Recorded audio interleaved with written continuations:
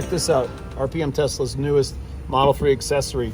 These are rear end reflector accent pieces in carbon fiber. Now these are of course ABS molded with carbon fiber printed over the top. It's a great accent, full UV protection. They look great, they fit great. Loosen up all the red pieces, clean it really good with alcohol, and just pull the strips off. And we slap it on like this, very slowly, line it all up. See how nicely it fits, and fits right in place. To secure it, add pressure to the pressure sensitive adhesive. So just apply a little bit of pressure, and then use a little bit of painter's tape to hold it down.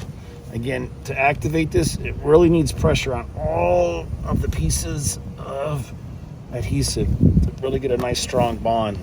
Doesn't it look great on this newly satin wrapped 3M matte PPF on this Model 3? Really accents it nicely. Thanks again. Do the same thing for the other side, and that's it.